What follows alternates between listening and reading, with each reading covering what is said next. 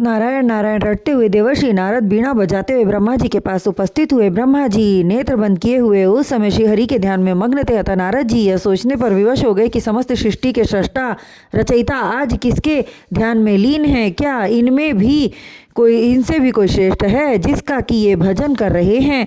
अपने मन के विक्षोभ तरंग को वे रोक न पा रहे थे, किंतु उनके सामने व्यवस्था थी कि पिता ब्रह्मा ध्यान में लीन थे, सो उनके ध्यान टूटने का इंतजार करते रहे। अंततः जब ब्रह्मा जी ने आंखें खोली तो देवर्षि नारद ने उन्हें साष्टांग प्रणाम किया और बोले, हे पिताश्री, समस्त सृष्टि के रचयिता, भाग्य की लेखनी अजर और अमर है, उसमें किसी प्रकार का फेरबदल हो पाना असंभव है। सृष्टि के रचनाकार स्वयं आप हैं, फिर आप किसके ध्यान में लीन थे। क्या आपसे भी श्रेष्ठ कोई है जिसके आदेशानुसार आप सृजन एवं विनाश की लेखनी चलाते हैं। हे पिता, मुझ अज्ञानी पर कृपा करके उस आदि अनंत का नाम एवं गुण बतलाइए जिससे मेरे मन में उभरने वाली शंका का समाधान हो सके। तब ब्रह्मा जी बोले, हे नारद, तुम जहाँ भी पहुँचते हो किसी न किसी प्रकार का बखेड़ा खड़ा कर देते हो। चुप रहना तो तुम्हारी आदत ही नहीं है।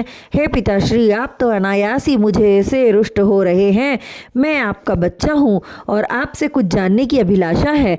नारद की वाक पटुता देख कर स्वयं सृष्टि के रचयिता के होठों पर मुस्कान आ गई। उसके पश्चात वे बोले, तुम बहुत चतुर हो नारद, और धन्य भी हो जो आदि अनंत प्रभु के बारे में जानने की इच्छा व्यक्त की। उस पर ब्रह्मा परमात्मा की इच्छा बड़ी प्रबल है।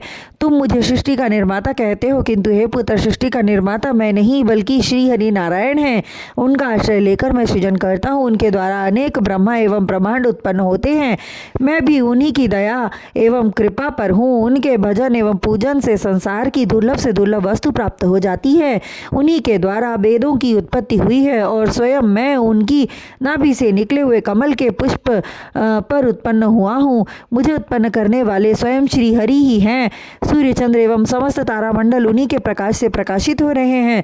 संपूर्ण जगत के कर्ता धर्ता वही हैं।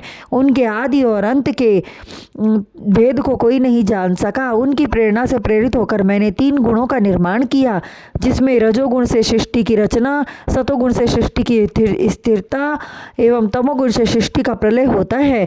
अग्नि, जल, वायु, पृथ्वी एवं आकाश का अंश लेकर मैंने समस्त प्राणियों की रचना की। मैंने जिस कमल पुष्प पर पृथ्वी की रचना की, किंतु वह कमल पुष्प जल के ऊपर स्थिर न रह पाता था, जिस कारण 1000 वर्ष तक पृथ्वी की डावाडोल हिलती डुलती रहती थी।